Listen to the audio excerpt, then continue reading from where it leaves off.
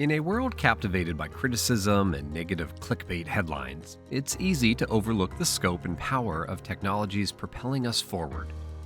At Tech Optimist, we delve into the vibrant intersection of technology and entrepreneurship, shining a light on innovators who are building a better future. As members of the most active venture capital firm in the United States, our unique vantage point offers us insights into the real-world impact of technology. Join us as we explore, celebrate, and contribute to the stories of those creating tomorrow.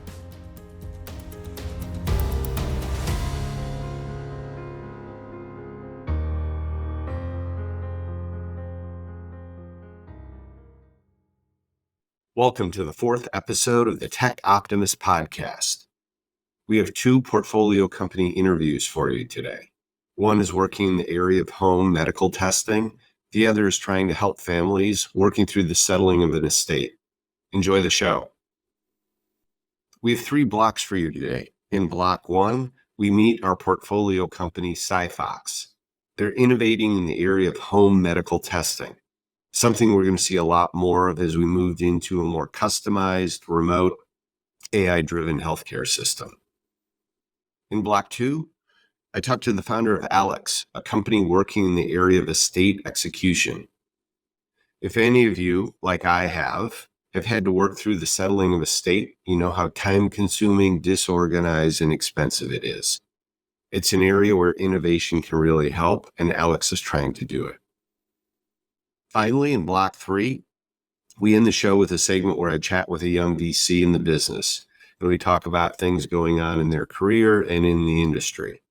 Today, we're talking a little bit about AI.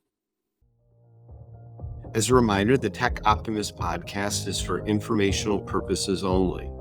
It is not personalized financial advice, and it is not an offer to buy or sell securities. For additional important details, please see the text description accompanying this episode. Okay, let's get into block 1. Here's the company SiPhox.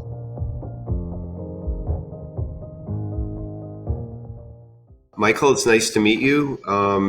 SiPhox is AV portfolio company. And why don't you just introduce yourself and introduce your company and what you guys do? Sure.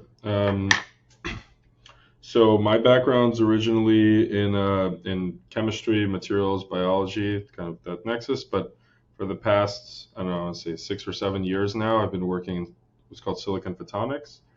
So silicon photonics is using semiconductor technology, but instead of controlling electrons, you're controlling photons. So working with light. This call we're having actually is going through multiple photonic chips because there are fibers connecting data centers, and eventually you have to convert the light into electricity because computers use electrons. So all of those conversions are being done on photonic chips, and that's really what's enabled kind of the connectivity we have today. So the way that the internet's been scaled. So we use that technology to do blood testing. The reason that makes sense is that if you go into a central lab like a Quest or LabCorp, if you open up the tools that they're using, they're full of optics. So that's lasers, lenses, detectors, and so on. And so that what we're doing is basically miniaturizing all the optics that go into one type of blood testing tool called like an immunoassay analyzer. We're taking that tool and turning it into something that can be used in the home. And so that's kind of the main thrust of the company. We're already in the market with something that's a little bit less innovative. It's a mail-in test where you put your blood on a small card that separates the cells from the serum. And that card is preserved in a desiccant bag and shipped to a central lab where we do, provide 17 different biomarkers from that one card. And we were able to put something on the market that's very dominant in terms of like cost versus performance. So you have to get like six test kits from our competitor in order to equal one. So you have to stab your finger 6 times to get the same results. And so that's been really interesting. We've been doing that for about the last year and a half. And it's grown a lot. We have thousands and thousands of people using it every month. And we've already saved. We know at least 2 lives that we've more or less saved with things that we found, but we don't know we don't know the medical history of what's happening to people after they take the test, but we have at least 2 that have been documented in basically Trustpilot reviews. But it's been really interesting, and we're the goal of the company is really to put a device in every home. And that's so this is more of just kind of an interim step. You generate some revenue, you debug the technology. Walk me through kind of the strategy of how you came about this. Yeah, I mean, it's the development cycles in medical device are very long. So if we weren't in a such a regulated space, we would have already launched to the home the technology. So already a year and a half ago, we could do demos at conferences and so on, where we would prick someone's finger and give a result right away. Basically with this is the kind of engineering units that we were already had a year and a half ago. He's holding up, for the listeners, he's holding up something about the size of a shoebox, maybe a little. No, even smaller. I can. So this is my phone here. So basically, it's a little bit larger. It's a little bit larger. Phone box. Yeah, it's a little bit larger than a phone, but basically, already very low cost. A couple $100 range, even in low volume.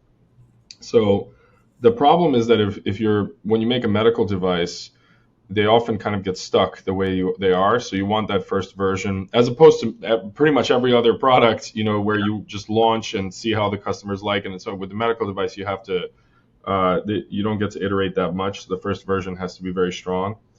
So we decided not to compromise and to kind of focus on developing the market with something that can be launched quickly. And the reason mail-in testing can be launched quickly is that it's regulated in a completely different way. So it's regulated by this is maybe boring, but it's regulated by something called CLIA, and you have a lab director in the lab, and it's kind of like the lab director acts as like a miniature FDA. It's totally different. And there are lots of super smart way to go. You've seen almost the opposite example with some of the, won't name the company, but they launched a wearable, right? And, it's not really ready for prime time, but it takes a lot of money, and then all of a sudden you get kind of bad reviews, and everything in software sucks when you first launch it too. It's just you get to iterate very quickly. And so this is it seems like this is a really clever way to kind of stay on the innovation, rapid iteration cycle, provide value to people while you continue to refine hardware and software, right? So really smart. I commend you for that. I'm just digging around. This is what the kind of the V1. So we're now deep into building, basically V2, but this is what the V1 looked like. So you have a chip here that's got 15 different sensors on it that do immunoassays. So you can do, in theory, up to 15 proteins and hormones. And then, there's some fluidics and so on. So this plugs into the reader like this. Yeah. So this could have been, we could have commercialized this, but basically we decided to go to mail-in testing. It's been working very well. It's a strategy that hasn't really been used yet. The opposite happened to one company. So there's a company called Q Health that launched to the home with a COVID test. I think they spent like $500 million scaling up manufacturing and so on. And then they ended up launching mail-in testing afterwards. Yeah. Because the difficulty of adding more things to that box they launched to the home was very high. Yeah. And they needed to have more products, and so they launched mail-in testing afterwards. And obviously at that point, it's very hard to innovate when you're so large and so on. So that's been our strategy. We'll see how it works out. It hasn't been, it's pretty unconventional in medical device. So we'll see how it goes. No, I think it's smart though. It's worth a shot. So where are you in just kind of the fundraising side of the story? And kind of the scale of your business right now with people and amount of money you've raised. So I didn't mention this at the beginning. It's probably important detail. So I'm co-founder of the company and chief product officer. So I'm not the CEO. So I actually, early on, I was much more involved in fundraising. Now, just because of how much is going on, I'm trying to stay out of it a little bit because there's otherwise,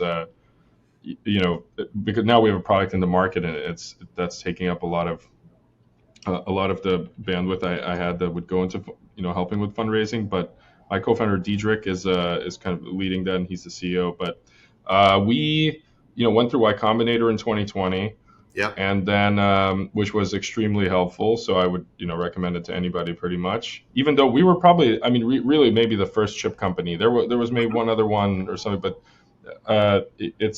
they really did not have experience with semiconductor companies, but that didn't really matter. So they were still extremely helpful. We did Y Combinator, and then we raised. I mean, the story of it was that we raised some money, like a couple million, and then that kind of triggered Khosla to come in, and so Khosla ended up leading the round, and we got to about 6 million that way in our seed round, and that got us through to having a really really baked engineering units like what I showed and so on, and then we raised. It ended up adding up to about 30 million with Intel, Khosla, and then they followed on again and so on, and actually your fund as well, Alumni Ventures. So we raised about a total of 30 million. And that was 2023? Yeah, the 20 million of that was closed in 2023. Yeah. Right. Or 19, I think. Excellent. And give us just more context and kind of what do you view as kind of big trends and tailwinds to the work you guys are doing? So I think, it's if you want to be successful in a hype cycle, you really want to be working like 5 years in advance of the hype cycle. So for example, if you want to be doing AI, it would have been ideal to be doing it 5 years ago, right? Yeah, right. So I think in some ways we're in that kind of position. So I think this home healthcare thing had like a moment during COVID, but that was like a proof of concept, I would say. So there wasn't a lot of telemedicine grew, I think 40-fold during COVID. Yeah. So it broke a lot of like assumptions about what was possible or not. But because one of the reasons is there's just not good technology, so including home blood testing, like you need blood testing for 70% of medical decisions or some type of diagnostic, and it's usually blood testing at least is involved. So it's very difficult to actually do telemedicine and not have the person come in, to do it effectively. No, it's like you go in for the blood work, then you do it, Yeah.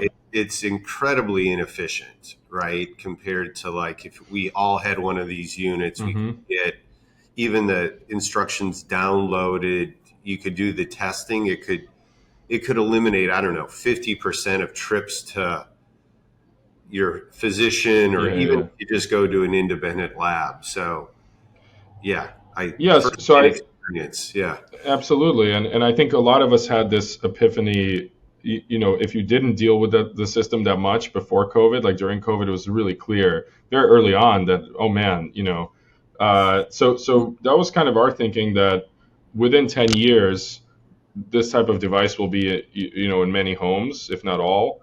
And so we're kind of halfway through that. So, the company's been around about 4.5 years. So I think the trend is there. 6 out of 10 Americans have a chronic disease, and it's not, there's no way to like turn back the clock to be in some kind of state where, people are very healthy. Like maybe, you look at Europe, like there are some countries which are very walkable and, the food is really high quality. So like that is not easy to do, but we do know that if you do, frequent blood testing and a bunch of other things, a lot of them are actually not expensive. They just, they probably can be solved with software. And I think AI is actually going to make that a lot easier. So if you look at what makes up like the highest quality medicine you can buy, a lot of it is information, checking on the person, improving the, kind of like tuning what they're doing. But the thing you can't replace with software is actually collecting real data on the human being. Yeah. So like even if you,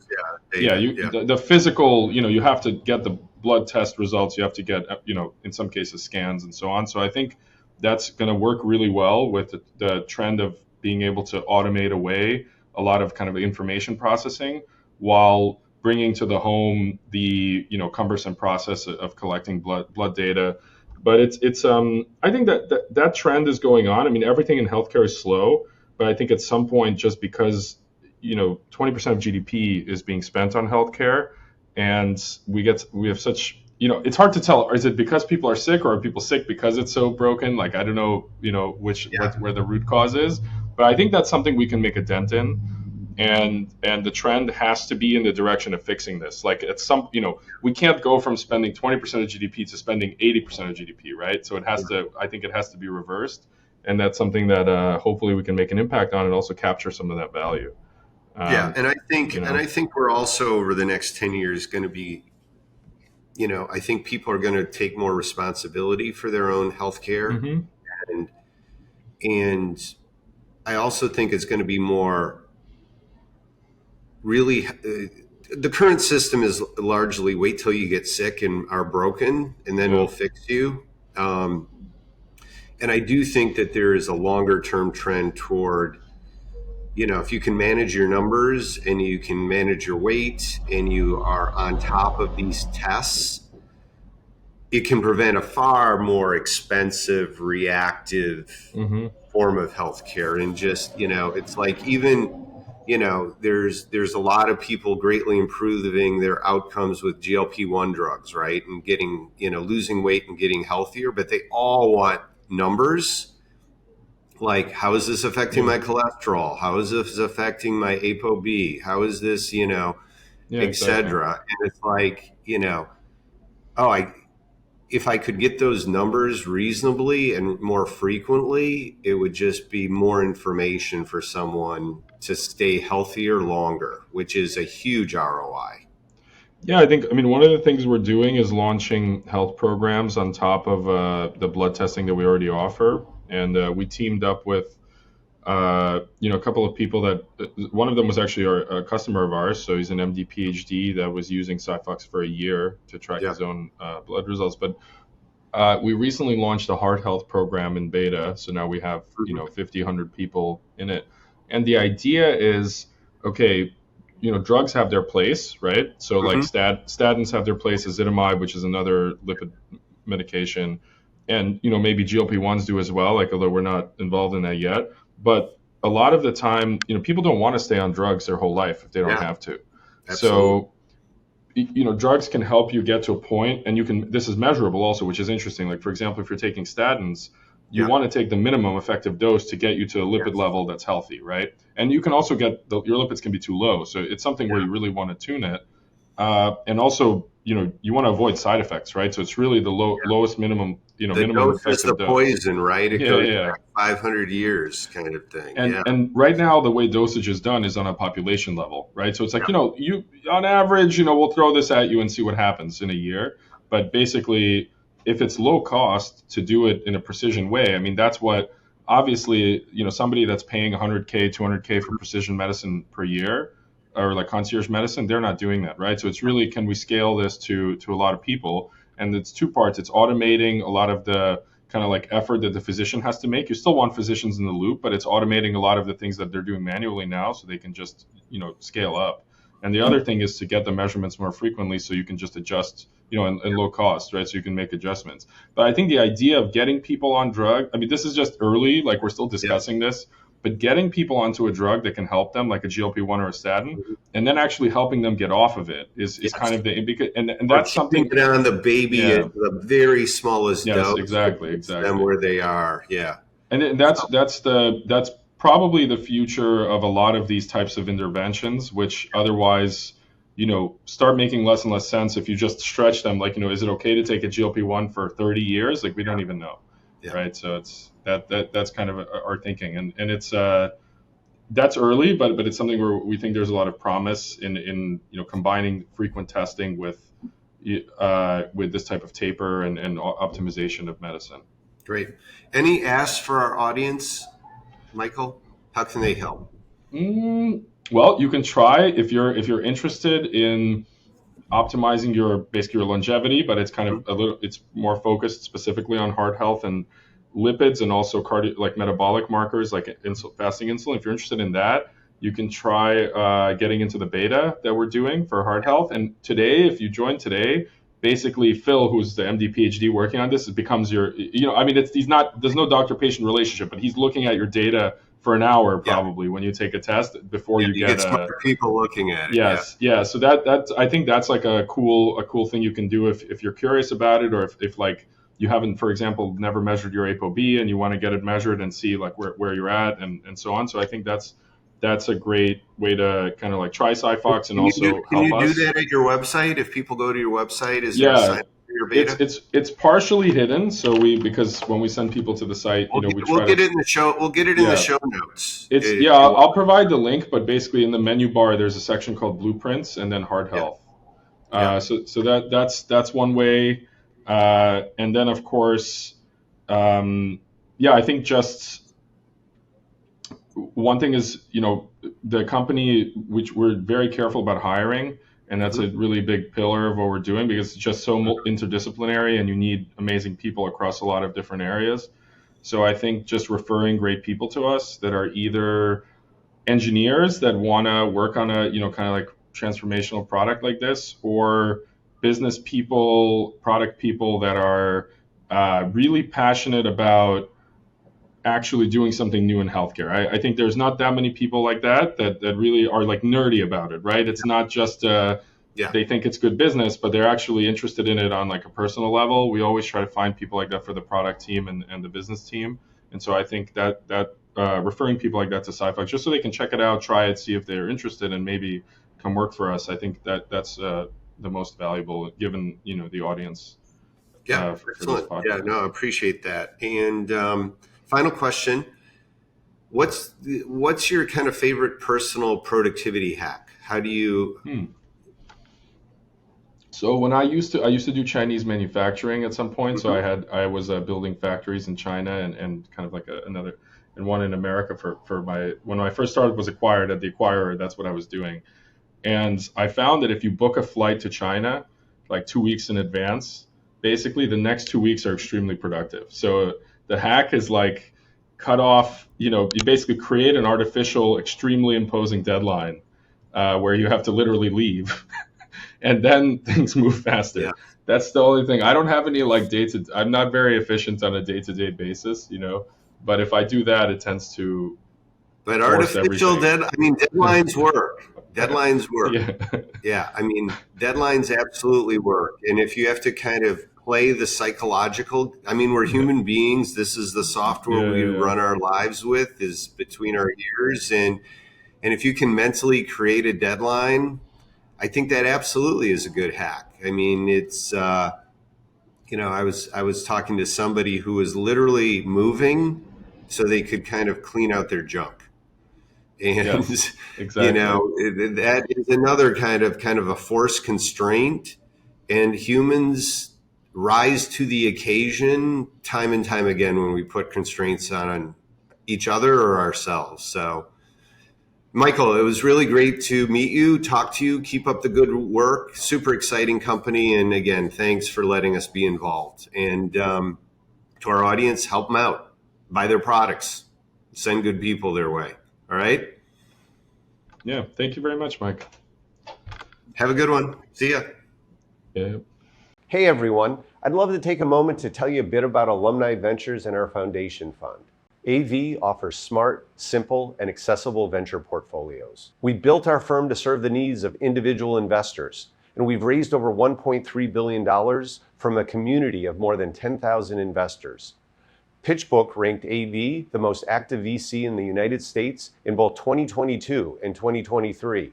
And CB Insights ranked AV a top 20 performing VC for 2024. So where might investors start? Some of the people we talk to are interested in our foundation fund, one of our broadest and most diversified offerings.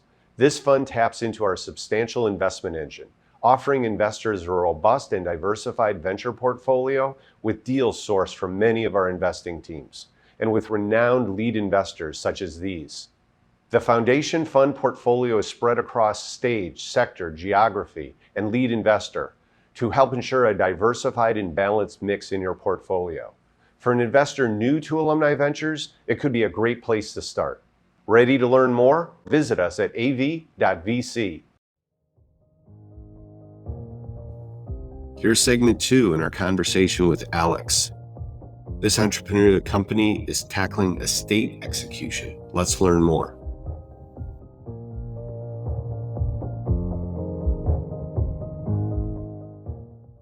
All right, so Tech Optimist podcast. We're talking to one of our portfolio companies today. Alexandra, why don't you introduce yourself and your company. Yeah, hey, thanks for having me. I'm Alexandra Mysoor. I'm the co-founder and CEO of a company called Alix. And give me what's the business do? Kind of what's your elevator pitch, Alexandra? Yeah, so at Alix, we're the first and only automated wealth transfer solution. And we have created a platform to simplify the estate settlement process. So let's talk a little bit about kind of that pain point. This is estate planning, something people should do. They don't often do it. Demographically, I assume we're, looking at a huge wave of boomers now entering that part of their journey. And you're trying to make it simpler and cheaper, I assume. So. Yeah, only 1/3 of all people who could do estate settlement in this country do it.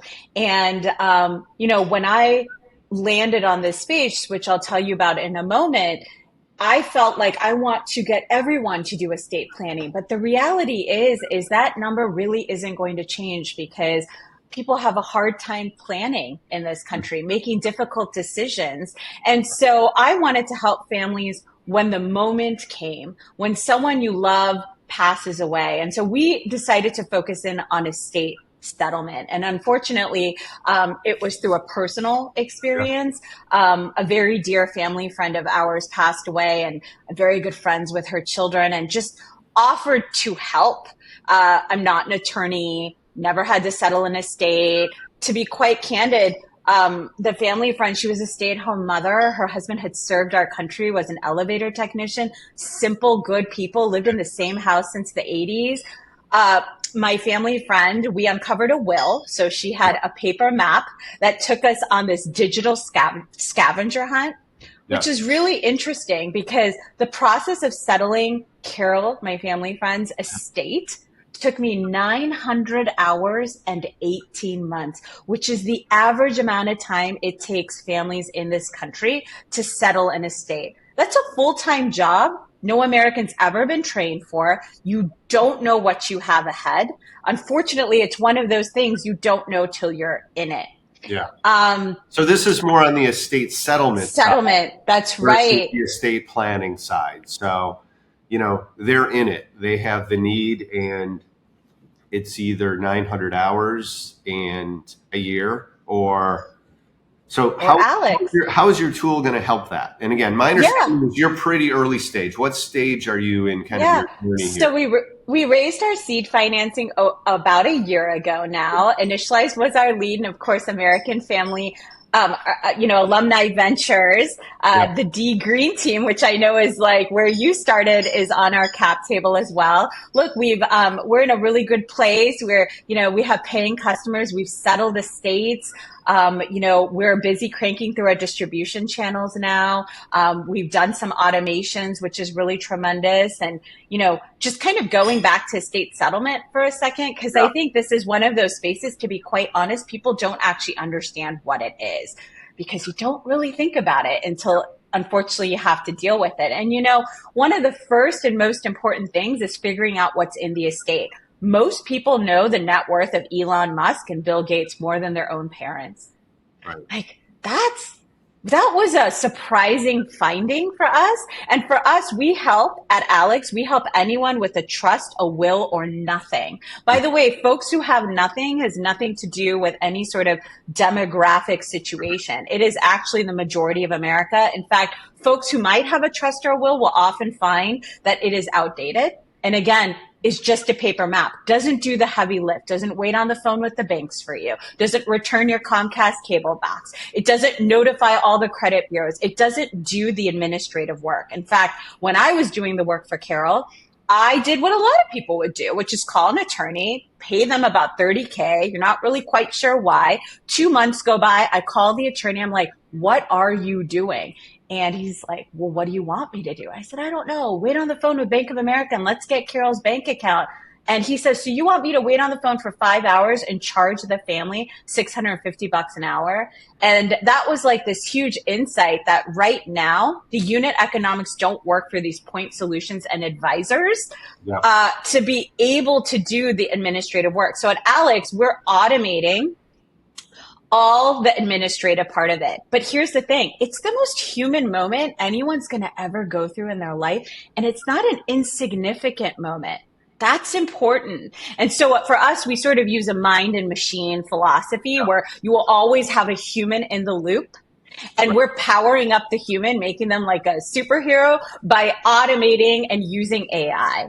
Yeah. So high tech, high touch. Today, what's the mix and what do you eventually see that mix being as far as the human helping people personally through this tough time versus the automations, the AI, the tools, the software that can just administratively just make it much lower friction? Where are you today and where do you want to get to? Yeah, that's a great question. Let me sort of answer it by saying when I first started with my co-founder, Hugh Tamasia, we had this great idea. I want there to be a magical button you press and poof, the estates transfer. But you know what we found really early on when we actually started serving families? And I say families and not customers because we do end up serving the entire family, is that they want a human in the loop. Now, this is really important, not through the entire 12 to 18 month journey, but at that first point of contact, they need to know someone is on their side. And so what we've been doing while we've settled the state, so we have a care team that has highly trained, empathetic folks. It has a CPA, trust administrators, lawyers, etc. And now that we've been settling estates for a while, we've been sort of automating the things that we now know are taking a lot longer. If you think about chapter 1 in estate settlement, I talked about discovery. Most people don't know what they don't know. I sort of say this in tongue in cheek, but you know, how can we transfer what we don't know exists? Like that's really important. And so we've actually, for almost every single family we've served, I think actually every single one, we have found something.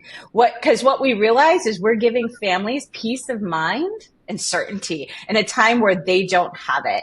And so we've sort of automated that, what I call discovery, into all the different interwebs, which has been incredible. The second sort of part of it is all the form filling. Yeah. Like you would be surprised. All the financial, government, I mean, you name it. People have checking, savings, retirement. I mean, just think about your own, right? Yeah. And they all ask for the same information, but in a different way. And if you spell one thing wrong, name wrong, address wrong, something, it will set you back in an estate settlement process months. And so the ability to sort of have the machine come in and sort of make sure that what we're doing is efficient and correct. And, you know, I want to talk about the distribution for executors and heirs. Because what people don't realize, they think, they sort of think like, you know, oh, dad made me the executor. But do you know that that's a fiduciary and legal responsibility? And people don't realize what a huge responsibility that is. And so when these distributions start to come in, there are all these questions. By the way, this is not an insignificant amount of money to get. And there's not a party hat moment, Mike, where on this date, everything dad or mom left for you arrives. They kind of arrive in different places, the distribution. And you'll be surprised to know that this shocked me. 1 out of 3 people who receive an inheritance in this country has a negative balance in just 2 years. And that's where I think there's this interesting opportunity where to think about this gap in the value chain, right? I mean, we talk about this great wealth transfer, $84 trillion about to exchange hands from the boomer and silent generation to Gen X and millennials. Mind-boggling how big that is. And right. I don't think people talk enough about it, but it's something that I think people have a hard time. You know, the boomers, of which I'm right at the edge, have done an enormously good job at accumulating wealth, but when they pass on, you know, that's moving on to the next generation for sure. It's an enormous amount of wealth. Yeah. And here's the thing, Mike, when people talk about this great wealth transfer, you hear wealth planners, you hear people about how you inherit this windfall you'll get, but how are you going to get it? Right. People don't talk about that. And we're really the only solution that helps make that process streamlined and holistic. If you ask an attorney, a CPA, your neighbor, like, how do you settle an estate? You're going to get a variety of answers. But at Alix, we sort of widen the aperture. It's for all that things that come after you lose someone that you love. And that's really important. We don't just do a sliver of the work. We do all the work. And, when I started this, like, everyone would, first of all, it's important to know we all agree now you don't need a CPA to do your taxes. TurboTax exists. You have an option to see a professional when needed. I look at estate settlement in the same way. So you could sort of view us as the TurboTax of estate settlement. Yeah, no, so the next big milestone is raising your A round. What are kind of the three things that you think Alix needs to accomplish before you're, ready to go out and raise that first institutional round? Yeah, I think we've had some really good headwinds. We've had some really good luck. We have a really good team. We've seen some really great signals. I think we're continuing to focus on creating a great experience for our customers. We already get really heartfelt messages from our customers where we've been able to settle their estates thus far. We're busy working on some more automations and just helping as many families as we can. So to be honest, it's more of everything we're already doing. Yeah. What, our community is large and helpful. What's your ask? Here's the thing. Truth be told, you don't know that you're going to need this till the moment comes. You really don't. And when you're in that moment, it's a heightened state of emotion. And so oftentimes we do turn to our family and our friends. So if you have a friend or a family or personally going through this, please refer them to Alix, because really it's incredible how much people wish they had more time to just be with their family and grieve. But all these administrative things just are such a headache and are so burdensome to the entire family. All right. So last question.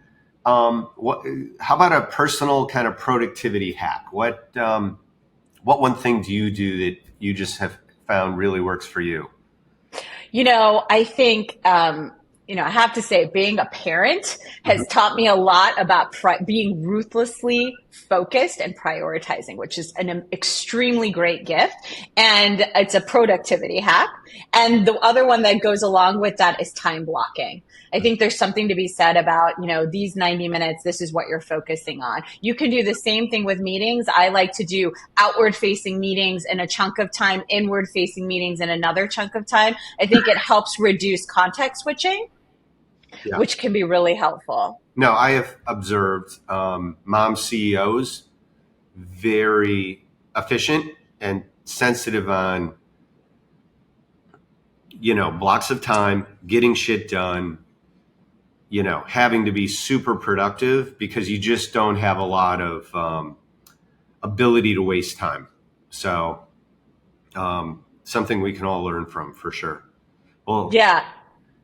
It's also kind of, go ahead. It's also kind of interesting that there's this show called Lessons in Chemistry. I don't know if anybody in the audience has watched it, but there's this scene where the main character is a new mother and she goes to her neighbor's house exhausted. She hasn't slept. Her newborn's just a few weeks old. And her maternal neighbor says, this is what mothering is. You think you can't, but you do it anyways. You think you can't, you just find a way. And honestly, that is the best lesson of being a startup founder or CEO, right? Like, you think you can't, but you find a way.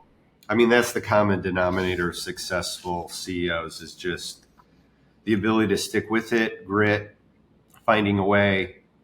So we wish you and Alix the best in your journey, and thanks for spending a few minutes with us today, Alexandra. Thank you so much. Nice to meet you. All right. Thank you. Be in touch. Take care. Bye-bye. Hey, everyone. Taking a quick break to share more about the Women's Fund from Alumni Ventures. AV is one of the only VC firms focused on making venture capital accessible to individual accredited investors like you. In fact, AV is one of the most active and best performing VCs in the US, and we co-invest alongside renowned lead investors. With the Alumni Ventures Women's Fund, you'll have the opportunity to help us invest in fiery female founders. PitchBook reports female-led startups are more capital efficient and exit faster, yet only receive 15% of all venture capital dollars. We see this as a great opportunity, and we're starting from a position of strength. Alumni Ventures has already invested in over 350 startups, founded, co-founded, or led by women. So join us in the Alumni Ventures Women's Fund to put your investing capital to back a diversified portfolio of female-led, high-velocity startups as they change the world. Visit av.vc/funds/womens to learn more. Now back to the show. And here is segment 3. In my conversation with a young VC this week, Naren and I talk about the future of AI.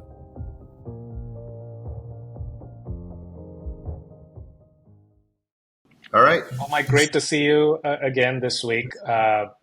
Love to pick your brain on what's on your mind this week. And maybe we'll start with, it's always important to touch on AI and the developments that are happening. But the last few weeks, we've touched on current events and news, but I'd love to take a bird's eye view of this AI revolution. There's a lot of gloom in the press about AI taking away jobs and what that means for the future. What do you think it means for our kids and the jobs of the future? Yeah, I mean, it's definitely thought-provoking to think about. I think the conventional wisdom has been related to engineering, STEM. There's always been this split in my world between people who have thought about going to college and getting educated because it is a mean to a job. And one goes to college and develops knowledge and a skill to be, fill in the blank, an accountant, an engineer, a doctor, a lawyer. And I think, that I grew up in that. I went to a liberal arts school, Dartmouth College, and I was an engineering science major while I was at this liberal arts school. So, I kind of really have always believed in kind of the power of liberal arts,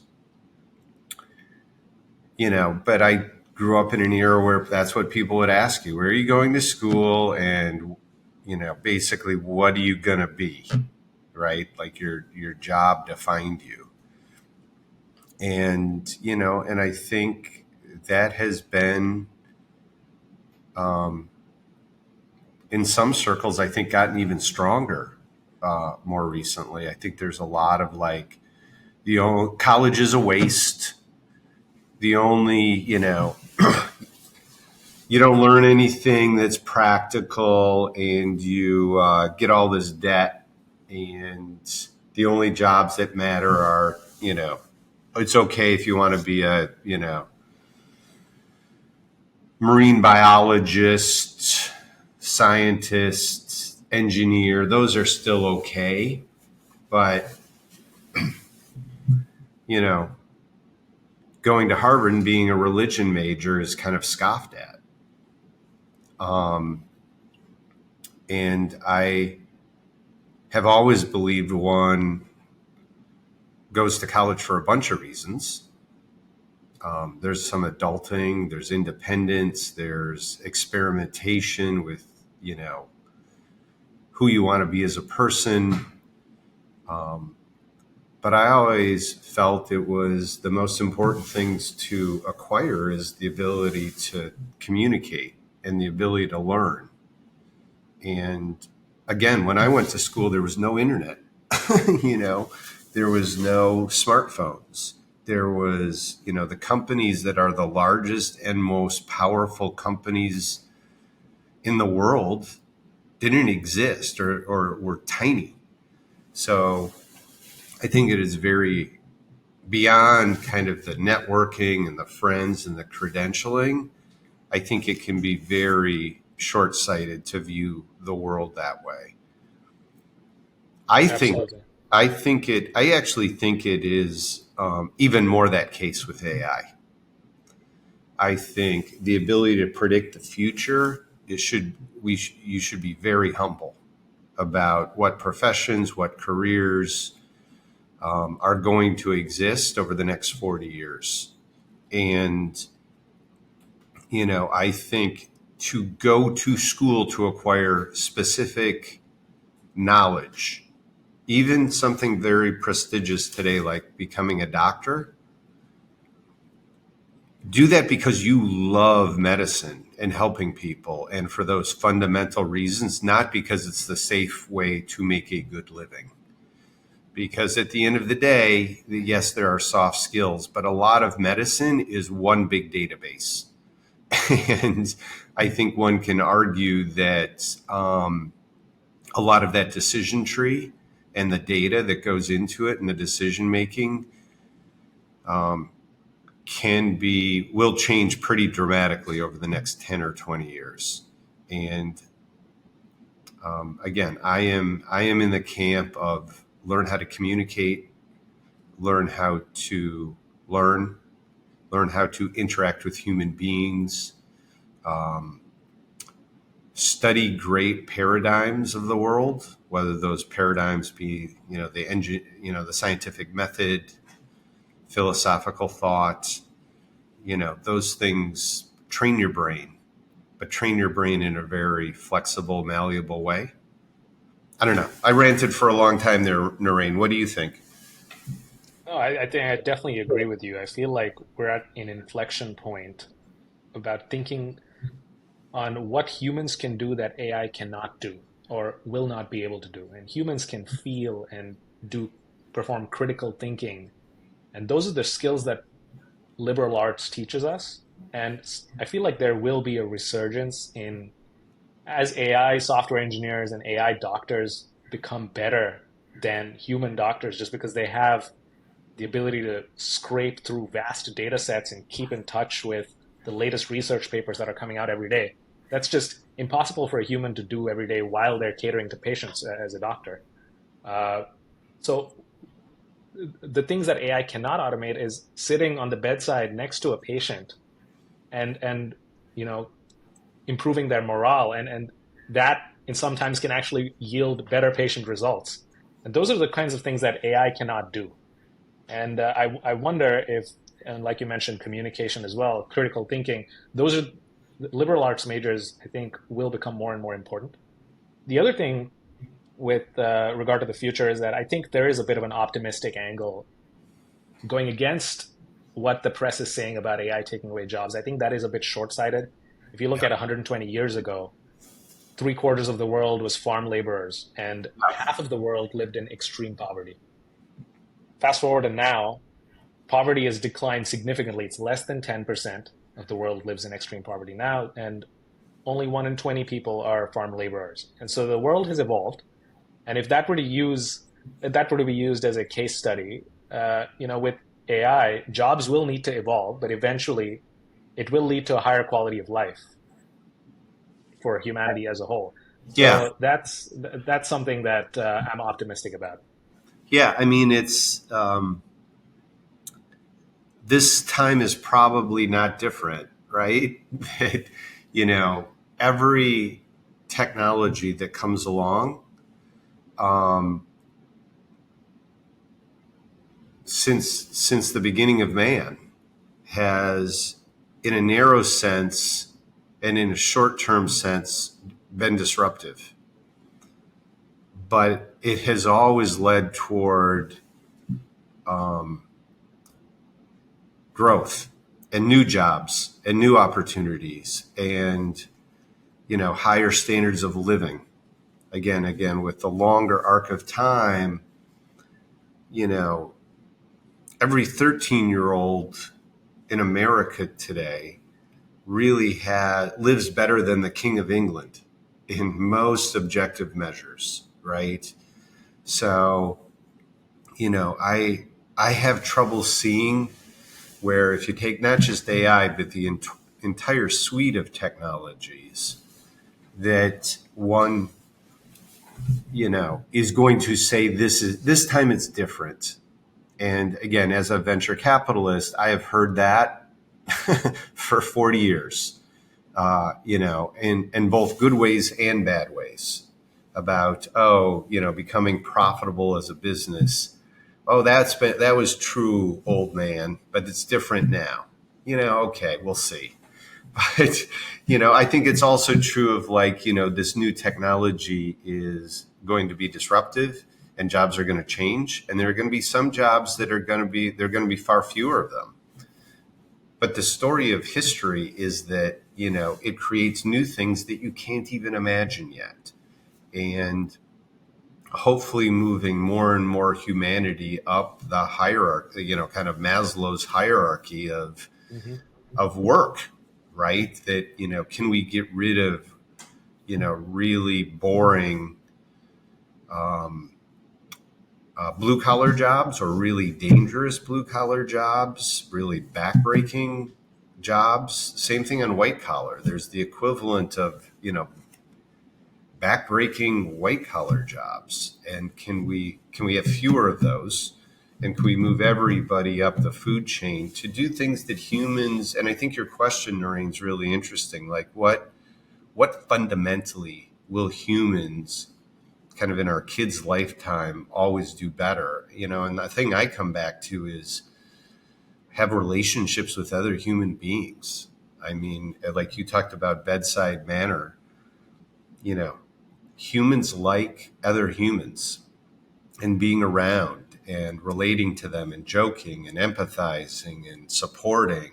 And, when we talk about how we're trying to design alumni ventures and, customer service and account management, we spend a lot of time talking about liberating the lower level jobs through automation and AI to free up time for our people to, be with our customers in just kind of a more personal human way. And I think, again, you want to develop those very human skills. I think those are here to stay. So yeah,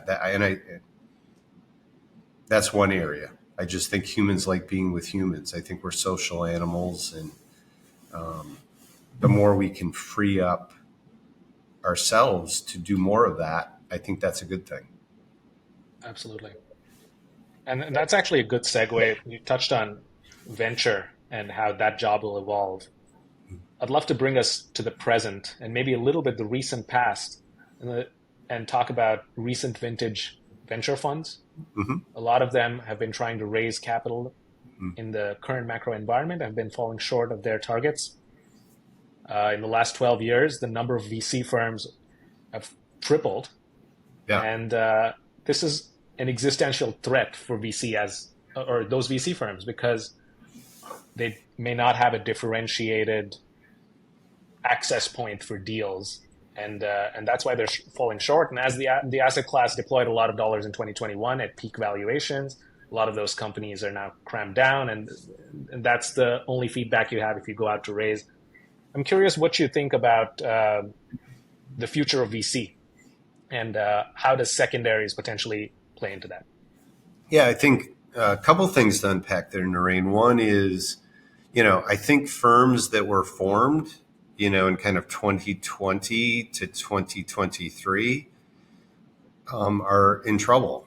I mean, they, if that's their first vintages in those time periods, I think they're facing a double whammy of probably deploying capital during, kind of overpriced period of time, and the LPs that back them are probably over allocated into the asset class. And so I think it's going to be very difficult for those vintage new funds. I think there'll be a cleaning of the house, like we have seen with some ventures. Only the best will survive it, and they will thrive. And so, it's a good time. It's a buyer's market for talent in the VC world for sure. I think the second point is, the market for secondaries. And just to clarify that for some of our audience, this is when people come in to a private company and buy stock from early investors or employees. And there's been a bunch of trends going on for a while now related to, fewer companies going public, many companies not wanting to be public, given kind of the costs, the short-termism, just generally being, it's a pain in the ass to be a public company and to be a long-term thinker and developer. I think that takes a lot of fortitude with all those pressures. So, and then there's been capital availability. So why do I have to go public? With the exception of providing liquidity, that's about the only solid argument anymore. And so, capitalism loves opportunities. So, I think we are on a long-term trend to make the marketplace to provide liquidity to both investors and employees, and allowing companies to stay private longer is going to continue to become more efficient. Today, it's not that efficient. It's only a handful of companies that have access. Usually that's a pretty big discount that sellers have to pay. There has been large pools of capital accumulating over the past year or so to do this. But it's not an efficient marketplace yet at all. And I think we're going to see that market become more and more efficient. And again, I just think it's good. It provides more options, aligns incentives, I think. Great companies take a long time to build. And, through history and tradition, venture capital funds are kind of 10 years long, and sometimes the investment takes place in maybe year 3 or 4 of that fund. So, there's kind of a fuse that's fairly artificial to really begin to put a lot of pressure on management teams to have an exit. And companies aren't ready. The market isn't very attractive. We're also living in an environment where there's kind of increased regulatory scrutiny on mergers and acquisitions. So if the public market, if the market's not there to go public, and the M&A market is constricted, again, you're kind of stuck. So, again, I think there's going to be a lot of evolution, innovation taking place in that space over the next 5 or 10 years. I think that'll be good for the entrepreneurial economy. We'll see how it develops. Do you have any thoughts along those lines, Naren? No, absolutely. I think I agree with you that we're in what seems to be a little bit of a blip where the secondary markets haven't really burgeoned into something big, and IPOs and M&As are sort of blocked. But having secondaries sort of play a bigger role and have become another liquidity path, both for founders, which incentivizes them to start more companies, and for VC firms to continue backing founders, will be extremely important to the innovation economy in the US and around the world.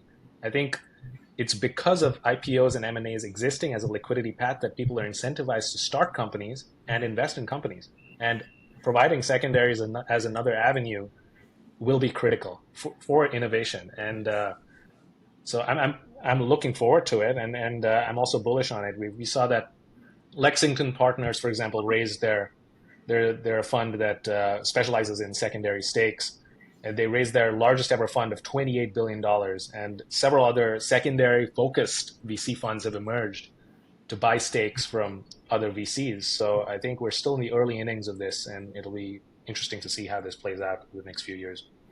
I mean, one of the ways that plays out too is we just move away from what I call the big bang exit, right? That it's like you form the company, you work hard, and there's a big event where kind of everybody cashes out and the company gets sold or you go public, and it's viewed as kind of this finish line kind of thing. And I think it would be much healthier is as companies reach kind of some level of maturity, that founders, early investors are able to take chips off the table in small, reasonable amounts along the way. So instead of just nothing, huge outcome, that it's, you could have a founder, sell 5% of their stake, maybe at a Series B, and, and just achieve some of that. It's almost like a release valve of that pressure, which I think for the development of sustainable long-term businesses and to solve really hard technical problems that can take a really long time. When I started in the business, that was, we want the founder living out of the back of their car and eating ramen noodles for 10 years. And, because the fact of the matter, and that was a lousy perspective. The fact of the matter is, entrepreneurial teams and founders are motivated for things way beyond money. And it's actually them, not having any resources or, having to live, an hour from the office is really counterproductive. So the ability to, again, encourage the ecosystem to be healthier, including founders and people maybe looking to, leave a big company to join that startup, where it's not, this 10-year, maybe this will work out for me, but there's more waypoints along the way that, again, are very reasonable, that everybody says, okay, this is progressing well. We're taking some chips off the table, and there's obviously willing buyers at that price. I think there's a little of that, but I think there's room for a lot more of it to take place. And again, as you point out, I think we're starting to see the market working with these other doors being closed off or much smaller, that entrepreneurial people are creating new solutions. So yeah, good discussion this week. Let's do it again next week, Naren. I hope you have a great weekend. Sounds good. Likewise. Thanks a lot. Excellent. Have a good one. Bye. You too. Bye. Hey, everyone. I want to take a quick break so I can tell you a bit about Alumni Ventures and our seed fund. AV offers smart, simple, and accessible venture portfolios for individual investors. We build diversified portfolios with low minimums, co-investing alongside established lead investors. It's a strategy that has mobilized over $1.3 billion from our community of more than 10,000 investors. With our seed fund, you'll have the opportunity to invest in a portfolio that aims to back some of the most innovative and scalable early-stage tech ventures, companies that are addressing tough problems in large markets. And by building a fund of just pre-seed and seed-stage companies, we are focusing on the beginning of the venture funnel, where valuations are typically most reasonable and the potential upside is greatest. If you're interested in learning more, visit us at av.vc. Thanks for listening to this week's show. If you like it, please subscribe and share it with friends. Have a great week and keep building.